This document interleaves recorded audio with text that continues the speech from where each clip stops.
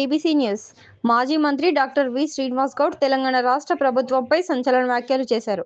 మహబూబ్నగర్ జిల్లా కేంద్రంలోని TRS party కార్యాలయంలో బుధవారం నిర్వహించిన మీడియా సమావేశంలో మాట్లాడుతూ, జిల్లాకు చెందిన వ్యక్తి ముఖ్యమంత్రి అయితే సంతోషమే, కానీ జిల్లాకు మంచి చేస్తేనే అని వెల్లడించారు. జిల్లాకు ఆయన చేసింది ఏమీ లేదని మండిపడ్డారు. పాలమూరు రంగారెడ్డి ప్రాజెక్టు 90% పూర్తయిందని, మరో 10% పనులు పూర్తి చేస్తే జిల్లాకు ప్రయోజనం కలుగుతుందన్నారు. కాంగ్రెస్ పార్టీ అసెంబ్లీ ఎన్నికల సందర్భంగా ఇచ్చిన అన్ని హామీలను నెరవేర్చాలని డిమాండ్ చేశారు. ముఖ్యమంత్రి గారికి మీ ద్వారా తెలియజేస్తుంది, జిల్లా వ్యక్తిగా ముఖ్యమంత్రి అయినందుకు మాకు అంత సంతోషం.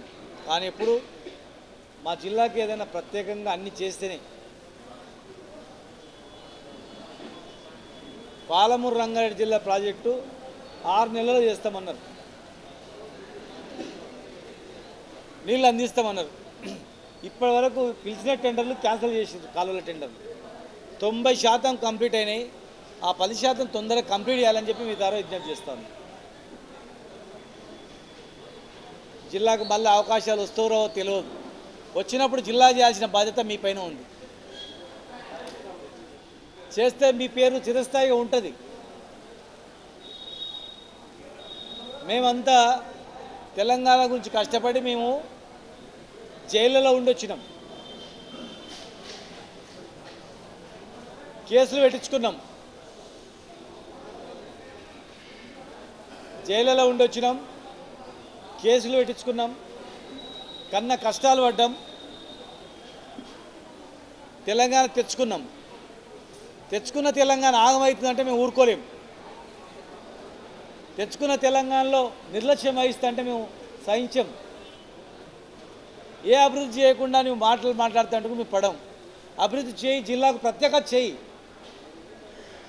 2 నెలల్లో ఏం ప్రత్యేకత చేసింది చెప్పండి. 10% పనులను పెండింగ్లో పెట్టిండ్రు. 2 ఏళ్ళు అయింది. నీళ్లు సముద్రంలో కలిసిపోతున్నాయి. ఉన్న రిజర్వాయర్లను పంప్ ఆన్ చేసి నీళ్ళు నింపుకుందాం, గ్రౌండ్ వాటర్ పెడతారంటే అది కూడా ఆన్ కూడా చేస్తలేదు. ఉదండపూర్ వరకు, కరివేన నుంచి ఉదండపూర్ వరకు టన్నల్ కూడా కంప్లీట్ అయింది. ఇక నిండితే ఆటోమేటిక్గా ఉదండపూర్లో నీళ్ళు పడతాయి.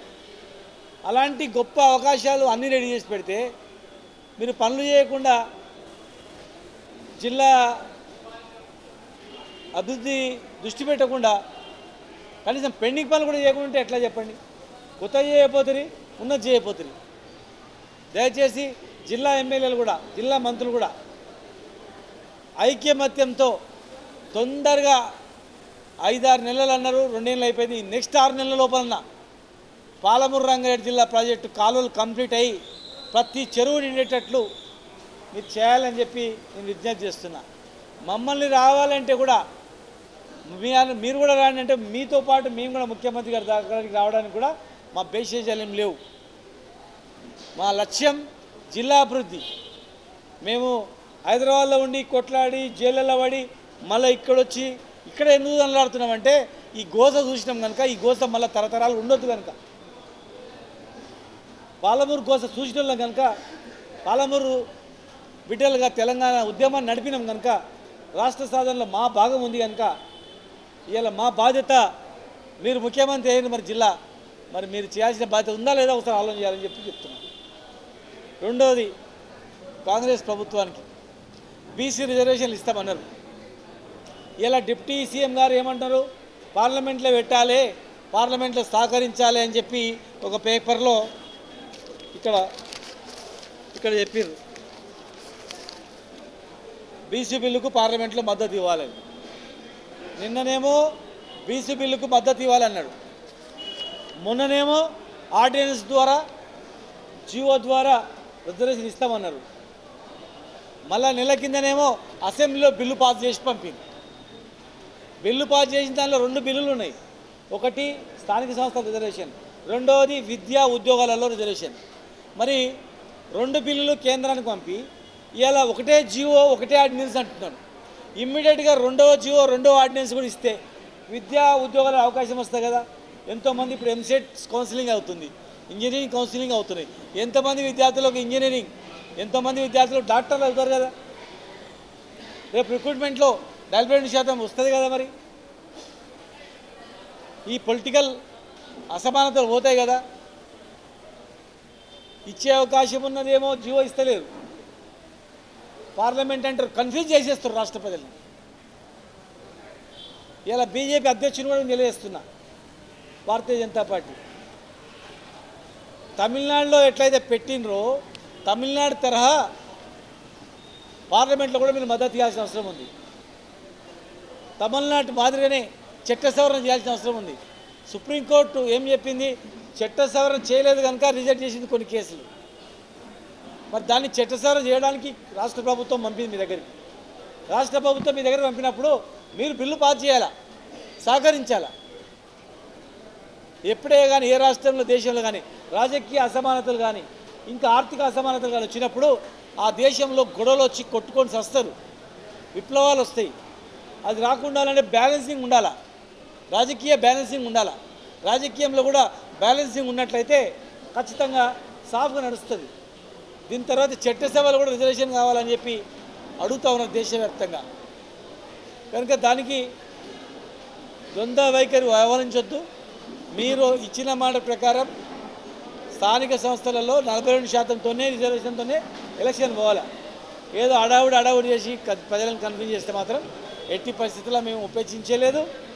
ఇంకోటి ముఖ్యమంత్రి గారికి నేను తెలియజేస్తూ ఉన్నా, మన్నెంకొండ రోపే టెండర్ పిలిచినాం.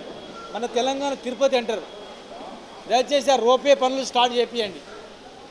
పైన 150 రూమ్లు టెండర్ పిలిచినాం, అవి స్టార్ట్ చేపియండి. ఏసీ కళ్యాణ మండపం ఉంది, అది స్టార్ట్ చేపియండి. ఇక్కడ సింథటిక్ ట్రాక్ ఉంది, స్టేడియంలో స్పోర్ట్స్ హాస్టల్ ఉంది, అది కంప్లీట్ చేయండి. బస్టాండ్ ముందర టూరిజం హోటల్, అది ఒక్క సంవత్సరం కూడా ఎవరికి లీజుకి ఇయ్యలే. పనులు అవుతున్నాయి, టూరిజం ఆధ్వర్యంలోనే పనులు అవుతున్నాయి. మీరు కావాలంటే ఫైల్ తెప్పించుకోర్రి, ఎవరికి ఇవ్వలే, గవర్నమెంట్ ఆధీనంలో ఉంది, అది కంప్లీట్ చేయండి. దానిలో పెద్ద పెద్ద కన్వెన్షన్ సెంటర్లు ఉన్నాయి. తర్వాత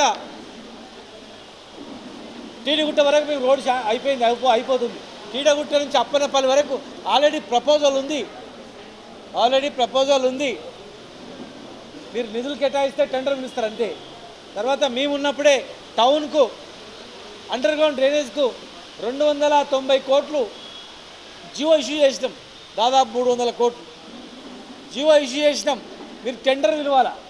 జియో ఒకటే కాదు, మొత్తం సర్వే, ఎక్కడెక్కడ డ్రైనేజ్ పైప్ లైన్లు పోతాయి, ఎక్కడ ఎస్టీపీలు ఉంటాయి, ఏ లైను ఏ డెప్త్ ఎంత అనేది టోటల్ లైన్ ఎస్టిమేట్స్ 2 సంవత్సరాలు శ్రమించి ఆ యొక్క టైప్ డిజైన్ తయారు చేసినాం.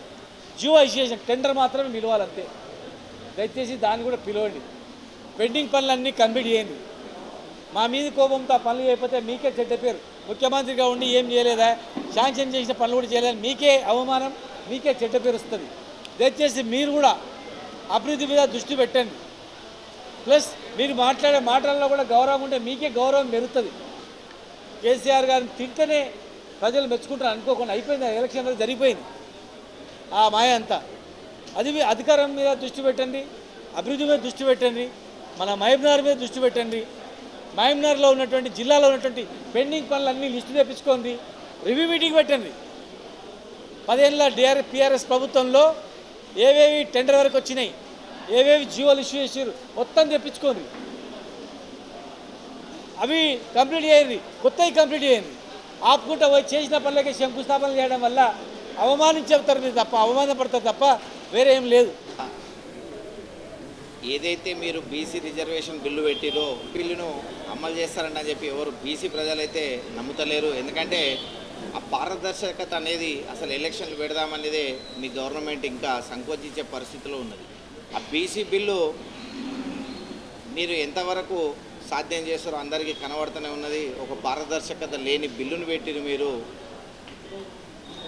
ఆ లోకల్ బాడీ ఎలక్షన్స్ పెట్టే పరిస్థితిలో గవర్నమెంట్ ఇంకా కూడా లేదంటే దౌర్భాగ్యమైన పరిస్థితి. అలాగే పాలమూరు రంగారెడ్డి ఏదైతే మాజీ ముఖ్యమంత్రి గారి కేసీఆర్ గారి హయాంలో 80-90% కంప్లీట్ అయ్యి పంపులు ఏవైతే రన్ చేయడానికి రెడీగా ఉన్నాయో, ఏదైతే కొద్ది శాతం, ఏదైతే 10-15% ఏవైతే పనులు కాలేవో దాన్ని ఈరోజు వరకు ముఖ్యమంత్రి గారు దాదాపు 2 సంవత్సరాలు కావస్తున్న పాలమూరు రంగారెడ్డి అసలు ఊసేయలేదు. అంటే మీరు అసలు ముఖ్యమంత్రి గారు మా జిల్లా నుంచి ముఖ్యమంత్రి ఉన్నందుకు అసలు మన డిస్టిక్ ఏం చేద్దామనే ప్రణాళికనే మీ దగ్గర లేకపోతే మీరు మహబూబ్ నగర్ పట్టణాన్ని కానీ మహబూబ్ నగర్ జిల్లా ప్రజలు కానీ మీరు అసలు ఏమి ఇస్తారో కూడా అసలు ఏం డెవలప్మెంట్ చేస్తారు, అసలు సాగు రంగానికి ఎప్పుడు నీళ్ళు ఇస్తారనేది కూడా ఇప్పటి వరకు అంటే కానరాని పరిస్థితి. ముఖ్యమంత్రి గారు సమీక్ష నిర్వహిస్తే ఏదైనా కానీ డిస్టిక్ ఏదో పెద్ద మొత్తంలో నిధులు వస్తాయని చెప్పి ఆశించారు. ముఖ్యమంత్రి గారు మహబూబ్ నగర్ డిస్టిక్ నుంచి ఉన్నందుకు పెద్ద ఎత్తున నిధులు వస్తాయి, మహబూబ్ నగర్ డిస్టిక్ డెవలప్ అవుతుంది, పాలమూరు పేరు నిలబడుతుంది చిరస్థాయిలో అని అనుకున్నారు. కానీ ముఖ్యమంత్రి గారు చేసే పరిస్థితి చూస్తే పాలమూరోడు ముఖ్యమంత్రి అయినా చెప్పి తిట్టే పరిస్థితికి తెచ్చుకున్నారు. కనీసం డిస్టిక్ అయినా మీరు రాష్ట్రానికి ఏం చేస్తారో కానీ ఆ 10% డిస్టిక్ అయినా ప్రాజెక్టును కంప్లీట్ చేసి ఆ డిస్టిక్ అయినా పేరు తెస్తారండి అని చెప్పి మేమైతే ఆశాభావం వ్యక్తం చేస్తున్నాం. 2 సంవత్సరాల కాలంలో మీరు ఎవరికి ఈరోజు వరకు 2000 పెన్షన్ 4000 చేయలేరు, తులం బంగారం ఇవ్వలేరు, 2500 ఇప్పటి వరకు మహిళలకు ఇవ్వలేకపోతున్నారు. ఆ డబుల్ బెడ్రూమ్ అంట అని చెప్తే అవి కూడా అవకతవకలే ఉన్నాయి. మీ పార్టీ కార్యకర్తలు 50,000కు 1,00,000కు ఆ డబుల్ బెడ్రూమ్లు కేటాయిస్తున్నారు అనే ఆరోపణలు కూడా బలంగా వినిపిస్తున్నాయి. ముఖ్యమంత్రి గారు నిజంగా మన మహబూబ్ నగర్ డిస్టిక్ మీద మీకు శ్రద్ధ ఉంటే ఆ 10% ఏదైతే కంప్లీట్ చేయాలో పాలమూరు రంగారెడ్డిని కంప్లీట్ చేయండి, ఆ పంప్ హౌస్లను రన్ చేయండి, ఎక్కడైతే మరమ్మతులు ఉన్నాయో అక్కడ చేయండి, ఏదైతే ఇంకా కొన్ని కాలువలు ఉన్నాయో అవి త్వరితగతిన చేయాలండి అని చెప్పి మేము ఈరోజు డిమాండ్ చేయడం జరుగుతుంది.